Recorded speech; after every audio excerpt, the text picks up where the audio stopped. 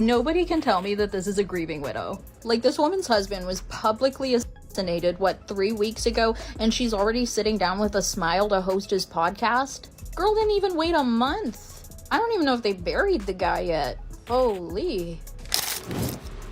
That young man.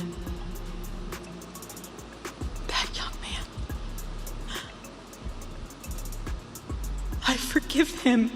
Girl, come on. Even a little kid could have acted better than that. Erica really fooled everyone because people truly believed she was mourning Charlie's death. But now, rumors are spreading that she already knew what was going to happen to him and might have even played a part in it. Candace Owens has been saying from the beginning that the whole story doesn't add up. She believes powerful billionaires were behind Charlie's death because he refused to follow their orders. At first, people thought she was just trying to stir drama, but now her claims are starting to sound more believable. Nobody thought Erica would ever be mixed up in something like this, especially since Charlie was her husband, but it's starting to look like the truth is finally coming out. And there's talk that she could be taken into custody soon. When Charlie was shot, the FBI quickly released surveillance footage showing someone they called a person of interest. That person turned out to be Tyler Robinson. Still, many people think he's being framed and had nothing to do with the murder. Authorities say his DNA was found on the rifle trigger and on several other things found at the rooftop where they claim he was hiding. But not everyone is convinced that evidence tells the full story. What makes it even more shocking is that his own parents turned him in after seeing the unclear photos the FBI released. The case has left everyone divided.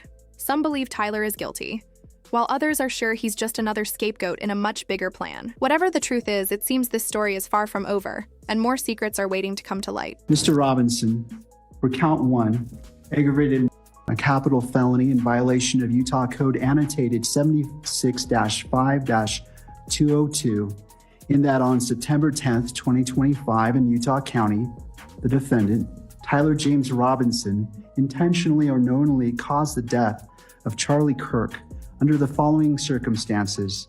The defendant knowingly created a great risk of death to another individual other than Charlie Kirk and the defendant. Notice conviction of this offense may carry the death penalty or pursuant to Utah Code 76-3-207.7, a mandatory term of imprisonment for life without parole or an indeterminate term of not less than 25 years, that may be for life. Victim targeting enhancement in violation of Utah Code annotated 76-3-203.14 sub 2. Tyler James Robinson intentionally selected Charlie Kirk because of Tyler James Robinson's belief or perception regarding Charlie Kirk's political expression. Notice if the trier of fact finds beyond a reasonable doubt that the victim targeting enhancement applies, the sentencing judge or the Board of Pardons and Parole shall consider the defendant's selection of the victim as an aggravating factor.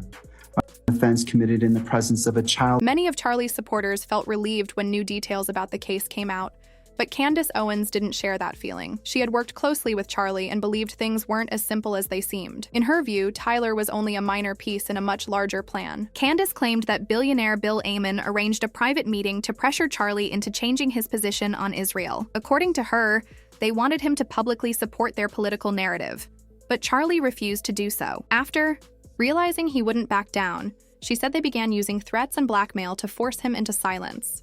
Candace insists that this wasn't just about one man's death, but about powerful people trying to control anyone who speaks against them. Her comments have sparked even more debate online, with some agreeing that there's something suspicious going on while others think she's just stirring controversy. Either way, her claims have added new tension to an already complicated investigation and left people wondering whether Charlie's death was really what it appeared to be or part of something much deeper and far more dangerous. A couple of weeks ago, before Charlie lost his life, Charlie was in the Hamptons. He had essentially what was staged, an intervention was staged by Bill Ackman, because Charlie's rational thoughts about Israel were a no-no. This is not the route that you should be going on. And Charlie was surrounded by his friends, his quote-unquote friends. Bill Ackman was very upset, and threats were made. He was asked to dispute this narrative. Max Blumenthal went out to him today, and Bill Ackman came back and said, I have receipts I can show you, and he did not provide the receipts. It was at this time that Bibi Netanyahu was called and Charlie was invited to Israel. This was an under duress situation, I would say. And I know that Charlie was offered a ton of money in this moment. Turning Point, I guess, if it needed to go to a higher level, would have gone to an even higher level than it already was at. And I know for a fact that Charlie denied that funding. Are all of us, collectively, the globe, we're tired of you guys, okay? It's always about money, threats, all of this stuff. It's ridiculous. Do what we say or we'll ruin your life. We're gonna call up all our friends and we'll just start writing hit pieces about you and we'll destroy you. Do what we say or we'll have you canceled. We'll have your sponsorships dropped. Do what we say or we'll make sure that you're fired. We'll put pressure so that you can't earn an income. If you're still not gonna listen to us and you survive that, we're gonna sue you for everything you have.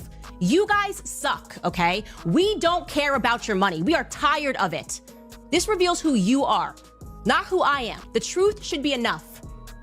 I've offered him my platform. If there is more you'd like to say, Bill, why is everything about money to you? Why do you think having money makes you a decent human being? Why are you so soulless? What is wrong with you? Do you understand that spiritually something is wrong with you? If your instinct, just so you guys know, regular people don't behave like that. I want you to know, because I don't think you recognize your own flaws. When regular people have like a little tiff, they just have a conversation, okay? So like if I have a disagreement and I say it's not what I did, I don't say I'm gonna destroy your life, okay? I'm gonna make you lose your job and I'm gonna sue you, okay? That's a demonic force that lives in you. But you have to know, your money instinct is not right. It's crazy. And everyone's paying attention to it.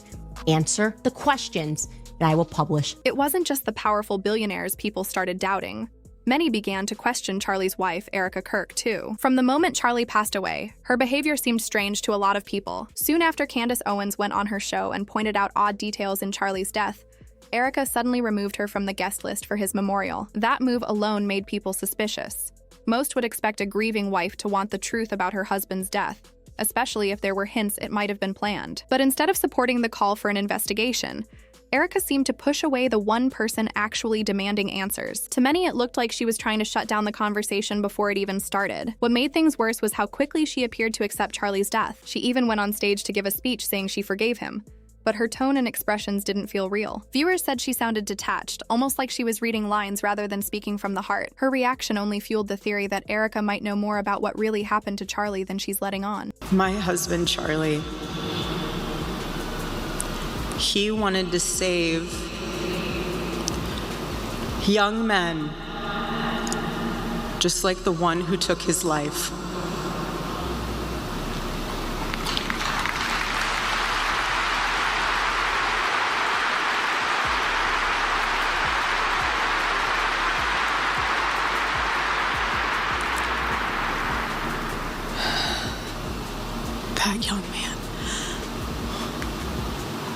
That young man, on the cross, our Savior said,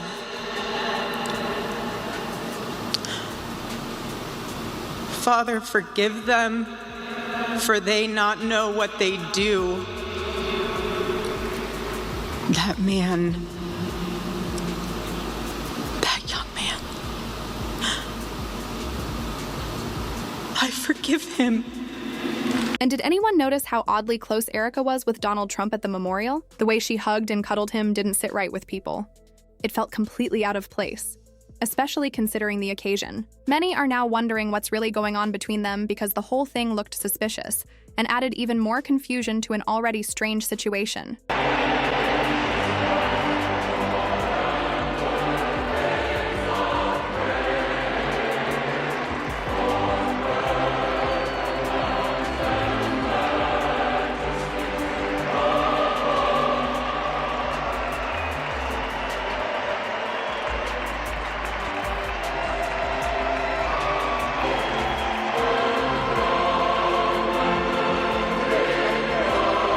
Even though Candace wasn't invited to the memorial, that didn't stop her from speaking her mind. She had a lot to say and didn't hold back at all. Candace openly mocked Erica's emotional performance during the service, calling it fake and criticizing her for not demanding a deeper investigation into Charlie's death. She pointed out that too many details just didn't make sense and accused Erica of ignoring the obvious signs that something wasn't right. Candace also went off about being left out of the event, saying Erica only removed her to keep the billionaire donors comfortable. According to her, those same wealthy figures are the ones truly responsible for Charlie's death. Her comments caused a major stir online, with supporters praising her for standing up for the truth, while others felt she was crossing the line by turning a memorial into another public controversy. She's not speaking at Charlie's honoring Charlie event in Arizona, and then they ask me these questions. They're like, when's the last time you spoke to Erica? Have you attended a Charlie Kirk, what is it? Can you pull up the weird thing? Because they're all running with these talking points. This is what we got from the Daily Mail. Is she planning to attend his memorial service in Arizona? Was she asked to speak, or did she ask to be a part of the program? Why would I ask to be a part? Like this is obviously Erica is in like full control. I would hope she's in full control, but I don't know because I'm hearing some stories about donors that are pushing things. Erica Kirk, man, that she really is just the moment. The speech that she gave, everybody was just wowed by her. I felt my energy personally, like last night going into that, I was effectively like soaring in the air above the convention center, like a dragon above, waiting for Erica to just be like, fire. And I was just going to come down and swoop in out of nowhere. All the politicians, all the fake people, everyone was just going to be in that moment. Candace wasn't about to stay quiet after being left out of Charlie's memorial. In fact, it seemed to push her even harder to uncover what she believes is the real story. A few days later, she caused chaos online with a long Instagram story where she accused both the FBI and Erica Kirk of covering up the truth. According to her, she has verified evidence proving that Tyler Robinson was not behind Charlie's death. She claimed the blurry surveillance photos the FBI released, supposedly showing Tyler leaving the rooftop, were completely fake. Candace also said the story about Tyler's parents identifying him in the photos and reporting him to the police was a total fabrication. She insisted that his family never contacted the authorities, and were shocked to see the media spreading that narrative. Adding to that, the press recently began pushing a new claim that Tyler had shown signs of self-harm before allegedly committing the crime. But Candace says that's another lie. According to her, Tyler has been maintaining his innocence from the start, and has told investigators that he has never even set foot on the UVU campus where the shooting took place. His parents backed him up, saying there are no real photos or videos connecting him to the scene, only that single blurry image, which they insist isn't him. Candace wrote that she felt the need to break this story immediately because she feared something bad might happen if she stayed silent. She said she had checked the information herself, though she couldn't reveal her source for safety reasons. In her post, she emphasized that Tyler is not suicidal and that the suicide story spreading online was created by the federal government to distract people from what's really going on, and she also denied that Tyler ever confessed to anything or that his father turned him in. According to Candace, that entire version of events was invented to make the FBI's story sound believable. She went on to say that Tyler never wrote the Discord messages that were supposedly found on his account and used as evidence against him. Her post ended with a strong statement. The government, she said, is lying about almost everything except the fact that the gun used in the crime belonged to Tyler, but owning a weapon, in her view, doesn't make him guilty. Shortly after Candace's post went viral, Jaguar Wright joined the conversation and backed up everything she said. Jaguar claimed the feds were using Tyler as a scapegoat to protect the real culprits, Erica Kirk and the group of billionaires allegedly connected to Charlie's death. Her comments only added more fuel to the fire, making the internet even more divided about who to believe and what's actually true. Nefarious behavior. But you want to know what I do know? A lot of people, they delete a lot of stuff that's in their Discords. And not only that, stuff can be planted in to people's Discord. So, it's what this look, I don't know if that's the look of regret. I don't know. You know what it looks like to me? I can't believe I'm here. I understand blood spatter. I understand all of that. Not an ounce of blood spatter. There were people sitting behind him. None of them had blood on them. Like when JFK got assassinated, Jaguar didn't stop at supporting Candace's claims. She took things even further. She openly accused Erica of being directly involved in Charlie's death, saying Erica was secretly working for a foreign intelligence agency. According to Jaguar, Erica was deliberately placed in Charlie's life to spy on him, gain his trust, and eventually help remove him once he became a threat to certain powerful people. The accusation shocked many, especially since Erica had always appeared to be the grieving wife. Jaguar's claims quickly spread online, and people began re-examining the case with fresh suspicion. Some users pointed out the strange details that never made sense, like how Tyler supposedly carried a rifle around a busy college campus without anyone noticing. They questioned how such a large weapon could go unseen if the story were true. As one commenter put it, the math just doesn't add up. Oh, this giant thing that's wrapped in a towel? It's a pool cue, a guitar science project. It's a psychological operation to see if people really believe what the FBI say, but it's definitely not a rifle. Do they really think that we're that fucking stupid? There's gonna be no videos of this guy walking around with this in a towel, or in a backpack that doesn't fit, or down his fucking pant leg. This is my shortest rifle, okay? We're not fucking stupid. A little deeper, why did a private jet take off from a private airport 12 minutes from the with this radar illegally turned off for 20 minutes after the assassination? It's gaslighting. They're trying to charge up. They want a race war. They want mayhem in the streets. We know that this is a professional hit. There was a clear spotter in the back that grabbed his hat twice. And that's a signal for a sniper to, you know. And then somebody judged the distance, checked the arm that come right up to Charlie's neck. How many mass shooters there have been in America over the last 10 years? Counting or not counting gang violence? Clearly, those are signals by two men to someone in front of them. Counting or not counting gang violence? It was a professional hit. They seen somebody crawling on the roof, and then, you know, they just found some old wrinkled up man and said he did it. Oh, yeah, okay. So he can carry a high-powered rifle and shoot and all that. And he yelling out, who does that? People online wasted no time sharing their own theories.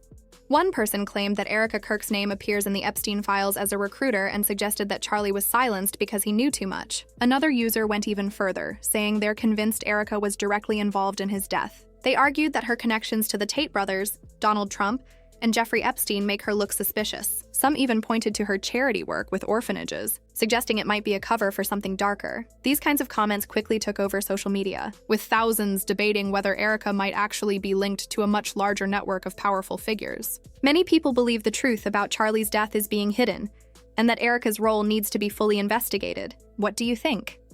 Could there be real evidence against her, or is this all just speculation?